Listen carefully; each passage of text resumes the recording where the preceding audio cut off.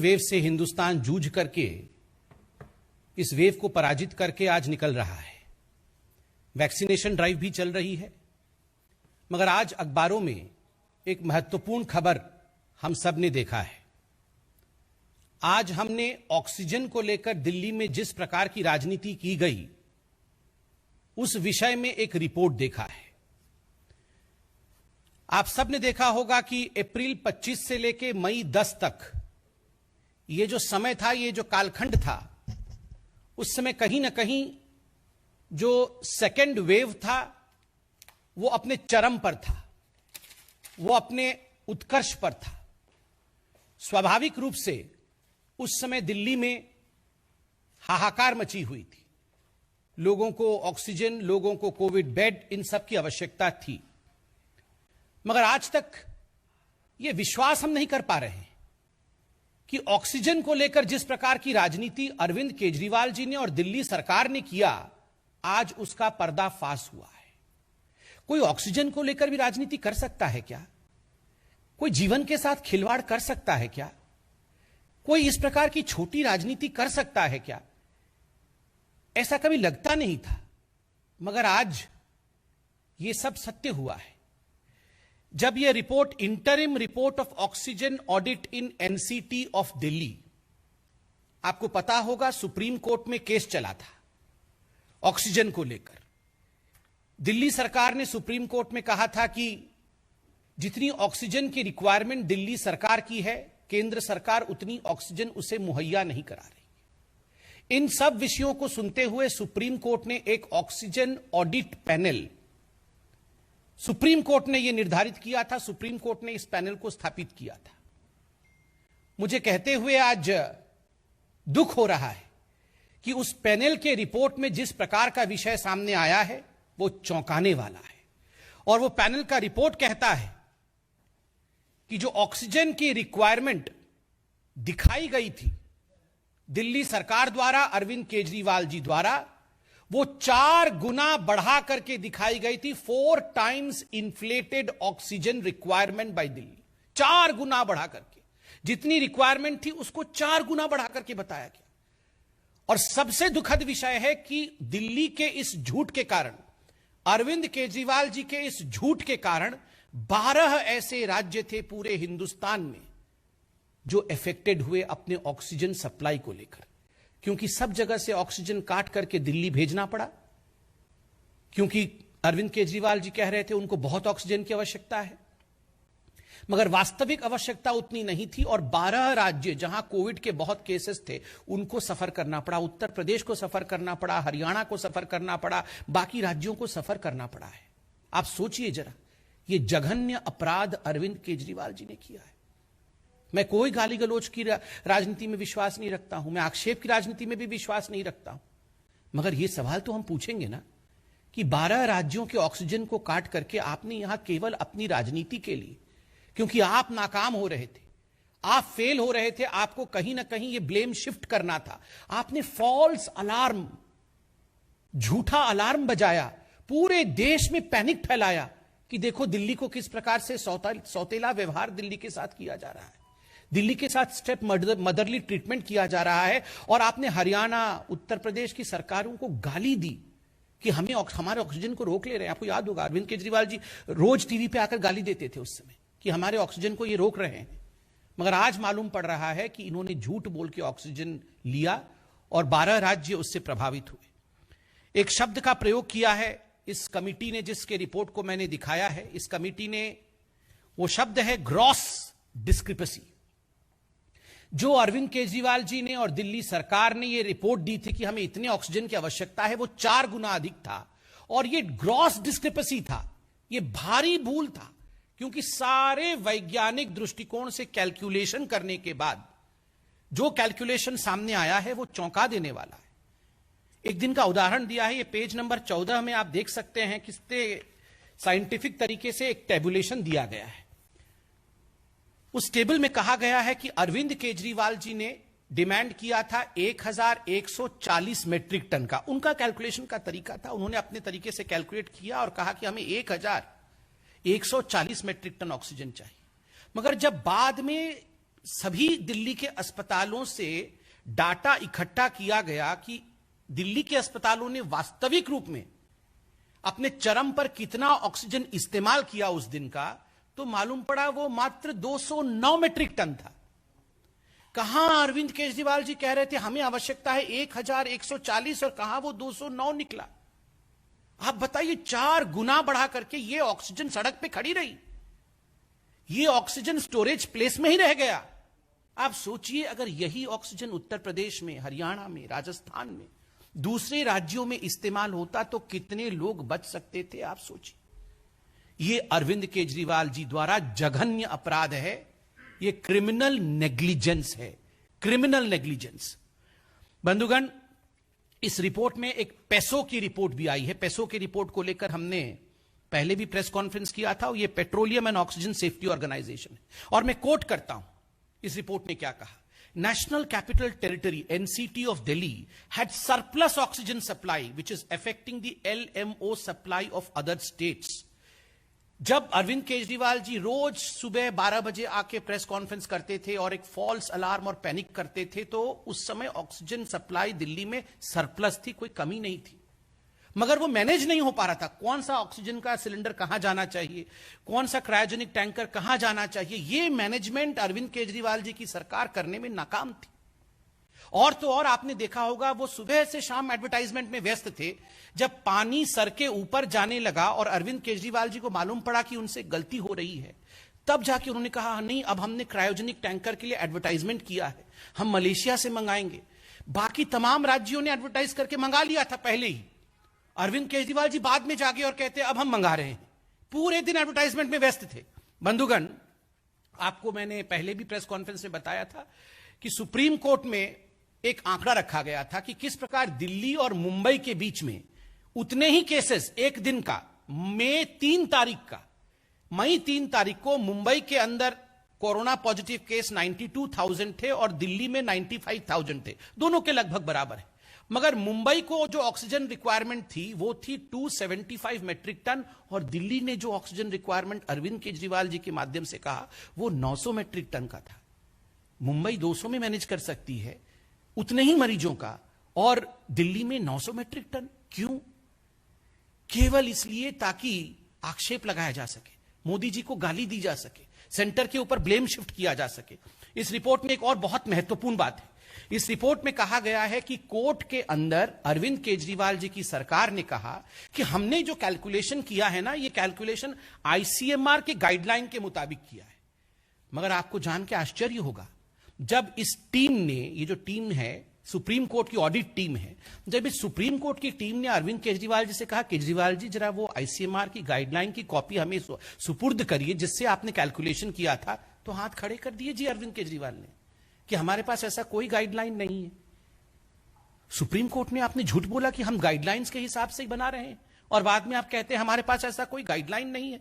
आपको वो भी याद होगा ना, आदरणीय अरविंद केजरीवाल जी और राघव चड्ढा जी एक दिन के अंतर में 2 प्रेस कॉन्फ्रेंस में अलग अलग demand.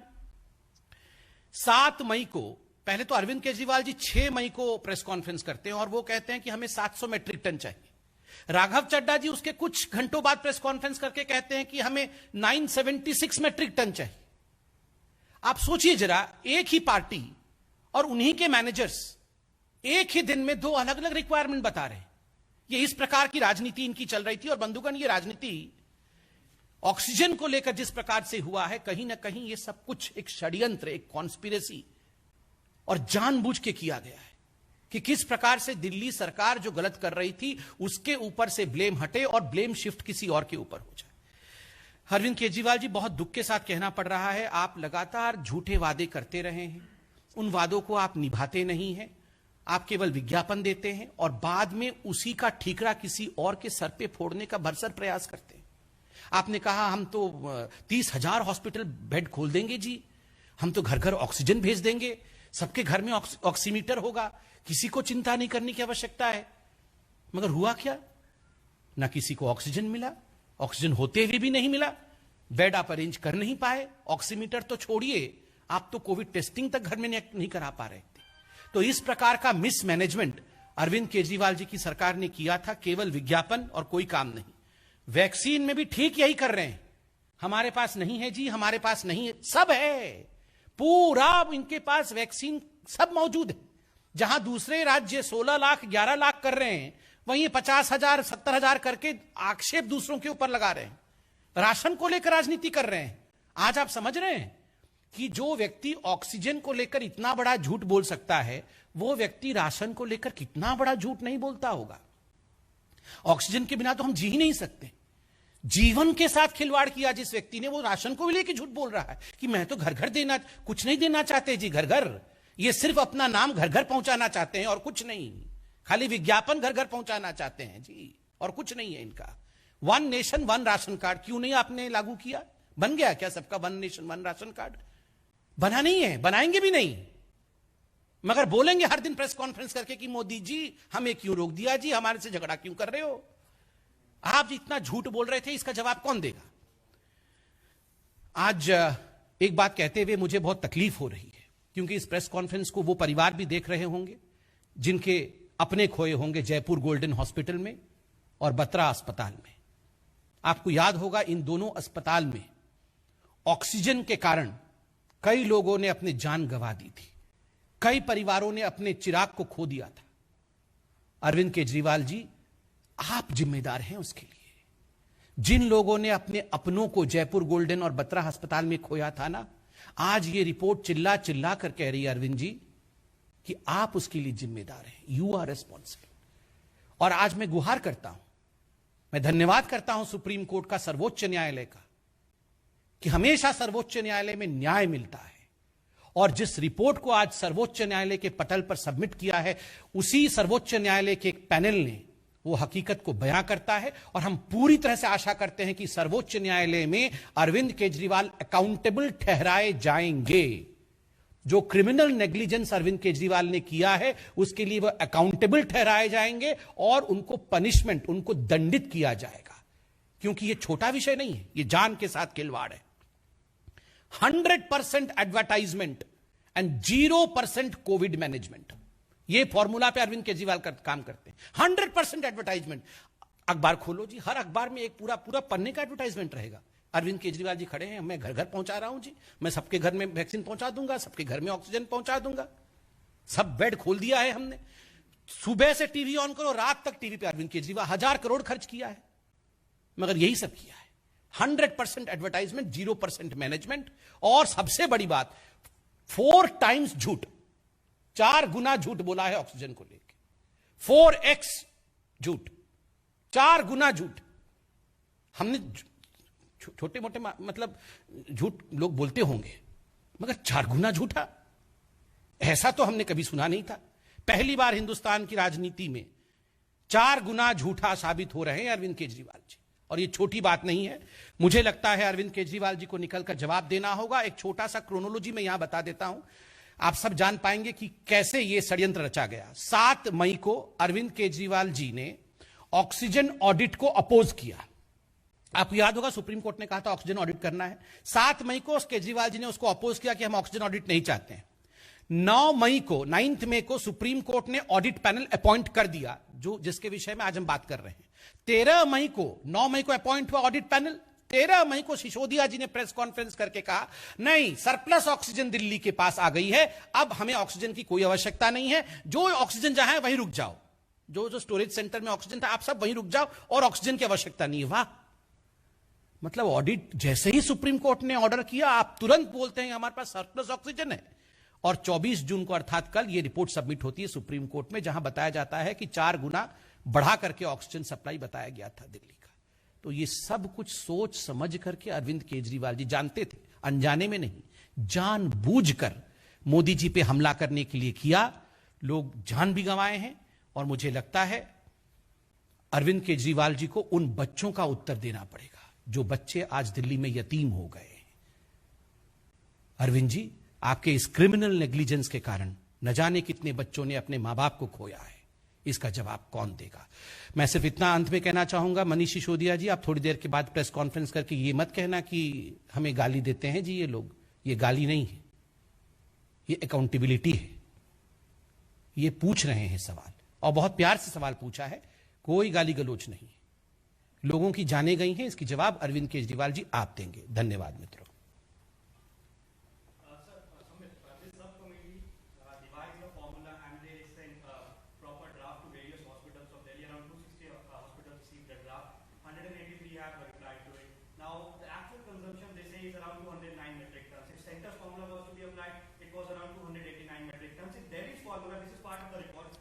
Was deployed, then it was around 350 metric tons. How did this amount or the number of 1,140 come up then? If Delhi government's formula comes out to be 350 something metric tons, how do you see this? No, it's but natural that in fact this was a conspiracy in play. Even by the standards of Delhi government formula, as you rightly pointed out, and the tabulation in page number 14 classically shows that the requirement of oxygen at best, even if we follow Delhi government's formula, would have been somewhere around 351 metric ton. And if we follow the central government's calculation, it would have been around 289 metric ton. And actually what was required was, and which was expended was, 209 metric ton, far below the Delhi government and central government's calculation. But Arvind Kejriwal projected it to be 1,140 metric ton. Just imagine the amount of criminality that is hidden behind this. ये साजिश है।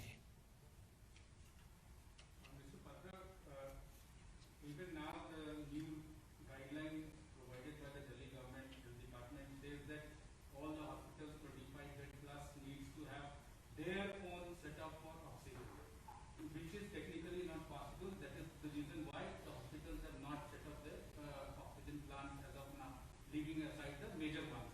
Do you think there is another crisis in the making? See, as far as Mr. Arvind Kejriwal is concerned, he basically thrives in advertisements. So this kind of grand posturing that Mr. Arvind Kejriwal is doing through sending number of letters, number of reminders to various hospitals now, and the advertisements that we see Mr. Kejriwal walking in the middle of oxygen cylinders, I firmly believe, I mean, good if he's really working hard, but I firmly believe that he's only trying to showcase and grandstand. Because if the same Mr. Arvind Kejriwal would have put 1/4 of the effort that he is showcasing today for the second wave, Delhi would not have suffered the way it suffered in the second wave.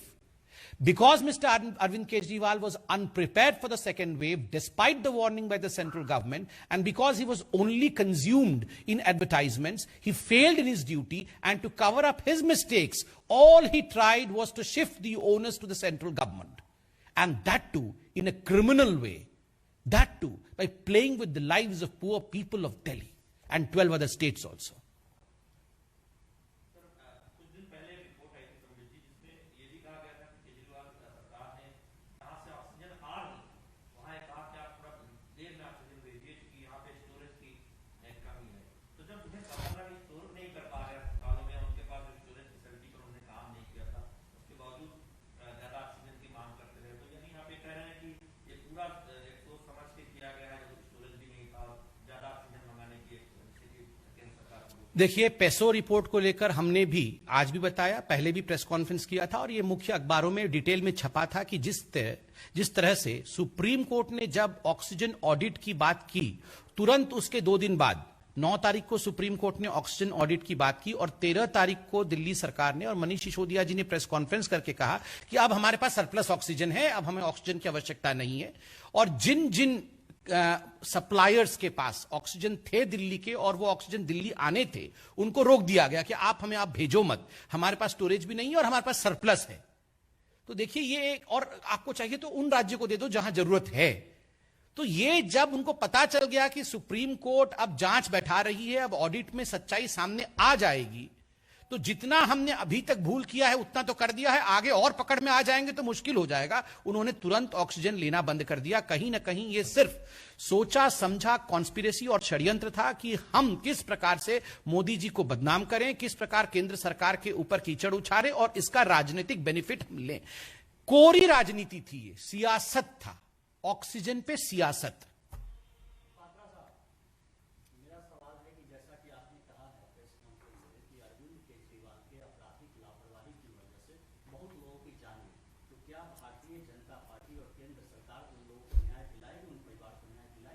बिल्कुल न्याय दिलाएगी अमित जी, हम लड़ेंगे इसके लिए, ये जीवन का विषय है।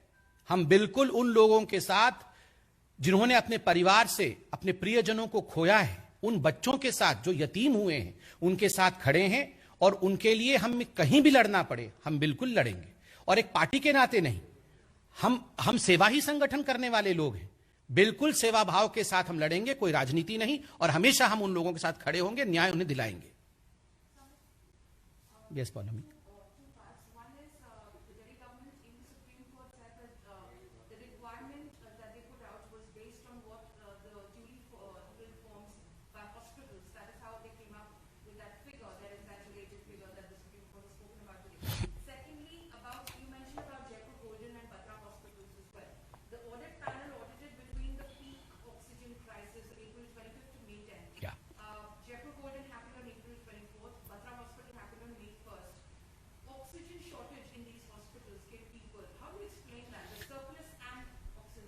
See, two things. Number one, as far as the submission of the Aam Aadmi Party, that there were certain formats which have been sent to the hospital and all these oxygen requirements were as per the formats which were filled by the hospital is concerned.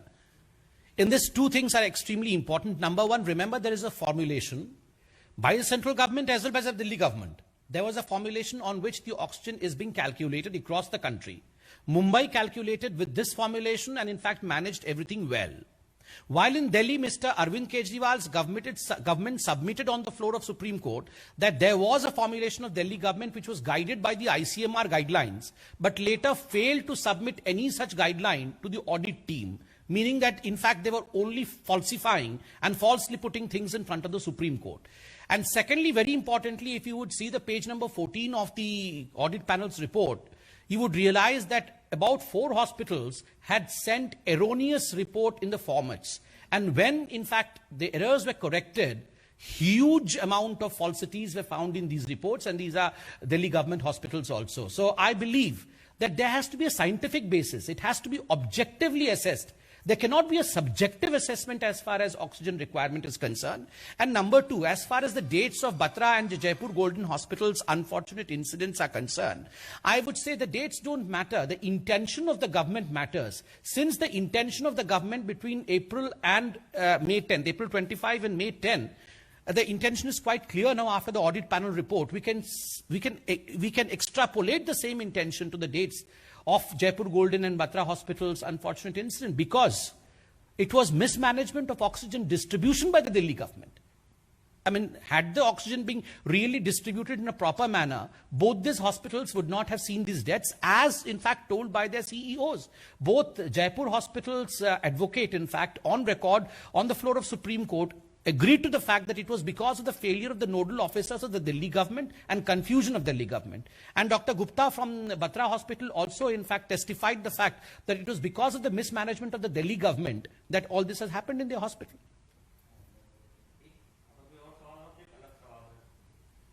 पूछिए।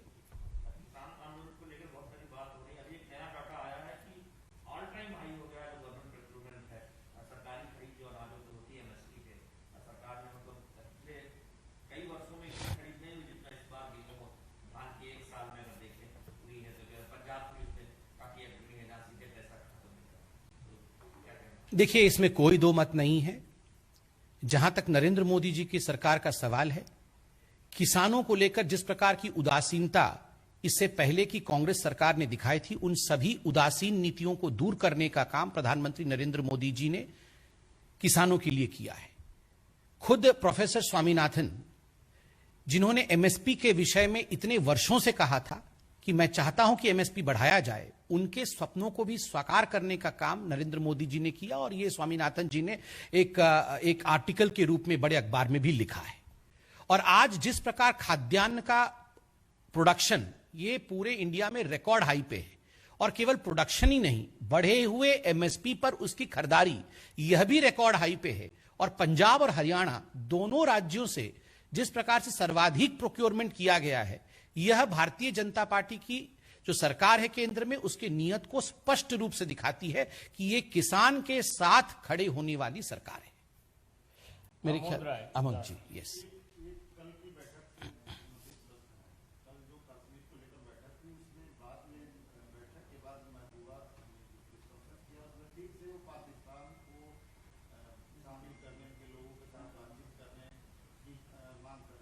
दूसरी तरफ ममता बनर्जी ने कहा था कि 370 हटाने की जरूरत है।